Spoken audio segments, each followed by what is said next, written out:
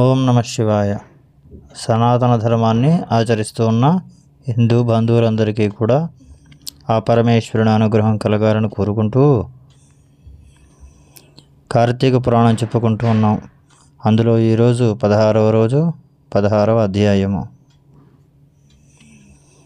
కార్తీక మాసంలో దీపారాధన చేసేవారికి, దీపారాధన చేయడానికి సహకరించిన వారికి, సాయపడిన వారికి, ఆధారమైన వారికి కూడా అనంతమైన పుణ్య ఫలితాలు కలుగుతాయి. అందుకు ఉదాహరణగా ఒక కథను చెబుతున్నాను విను అంటూ వశిష్ఠ మహర్షి ఒక కథను చెప్పడం మొదలుపెట్టాడు. ఒకసారి మతంగ మహర్షి శిష్యులు కార్తీక మాసం కావడంతో నెయ్యితో దీపాలు వెలిగించడానికి సన్నాహాలు చేసుకుంటూ ఉన్నారు. అయితే కొంచెం ఎత్తుగా ఉన్న పీఠంపై దీపాలు వెలిగిస్తే కాంతి చాలా దూరం వెళుతుందని, అప్పుడు ఆ దీపాల దర్శనం చేసుకున్న వారికి కూడా పాపాలు నశిస్తాయని వాళ్ళు భావించారు. దీపాలు ఎత్తులో పెట్టడానికి ఏం చేయడమా అని బాగా ఆలోచన చేశారు. ఒక కొయ్య దుంగ వంటిది అయితే బాగుంటుందని భావించి దానికోసం వెతుకులాట మొదలు పెడతారు. అలా గాలిస్తున్న వారికి ఒక స్తంభం దొరుకుతుంది. తాము అనుకున్నంత ఎత్తులో ఉంది, నేలపై కుదురుగా నిలబడుతుంది. అందువలన దానిపై దీపాలు వెలిగించాలని నిర్ణయించుకుంటారు. ఆ స్తంభమును తీసుకొచ్చి శుభ్రం చేసి ఆ రాత్రి దానిపై కార్తీక దీపాలు వెలిగిస్తారు.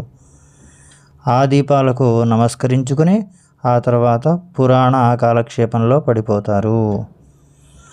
దీపాలు చాలాసేపు వెలిగిన తర్వాత ఆ స్తంభం ఒక్కసారిగా పెద్ద శబ్దం చేస్తూ పేలిపోతుంది. రెండుగా చీలిన ఆ స్తంభంలో నుండి ఒక దివ్య పురుషుడు బయటికి వస్తాడు.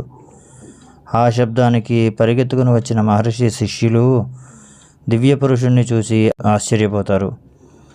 ఆయన ఎక్కడి నుంచి వచ్చాడో తెలియక అయోమయంలో పడతారు. నీవెవరు? నీవు ఎక్కడి నుంచి వచ్చావు? నీ కథ ఏమిటి అని అడుగుతారు. అప్పుడు ఆ దివ్య పురుషుడు తన గురించి వారికి చెప్పడం మొదలు పెడతాడు. క్రితం జన్మలో నేను ఒక బ్రాహ్మణుడిని, కానీ అలా ఎప్పుడూ కూడా ప్రవర్తించలేదు.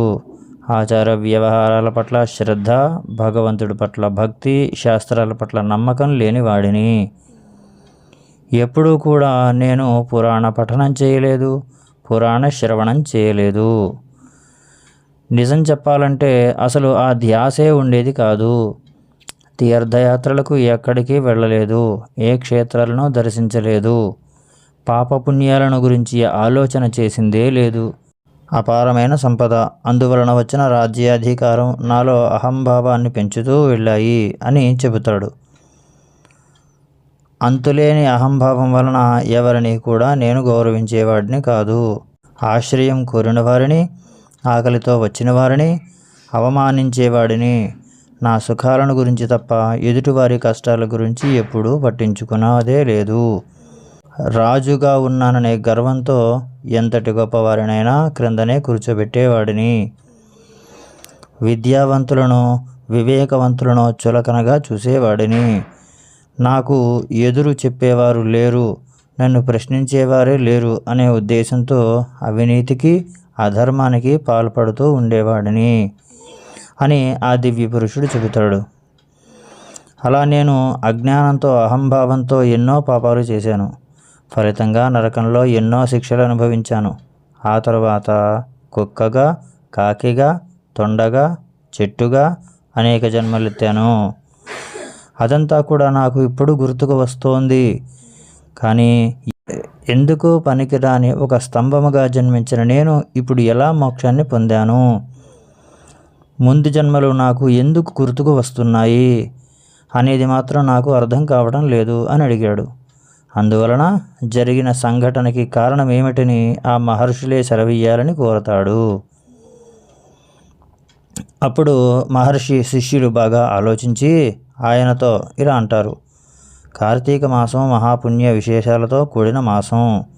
ఈ మాసం దీపం వెలిగించడం వల్లే కాదు, అందుకు సహకరించిన వారికి కూడా పుణ్యం లభిస్తుంది. ఆ రోజున కార్తీక పౌర్ణమి, అందువలన అందరం కలిసి ఆవు నెయ్యితో దీపాలు వెలిగించాలని అనుకున్నాము. స్తంభము రూపంలో పడి ఉన్న నిన్ను తీసుకుని వచ్చి దీపస్తంభముగా ఉపయోగించాము. అనువుగా ఉన్న ఆ స్తంభంపై దీపాలు వెలిగించాము.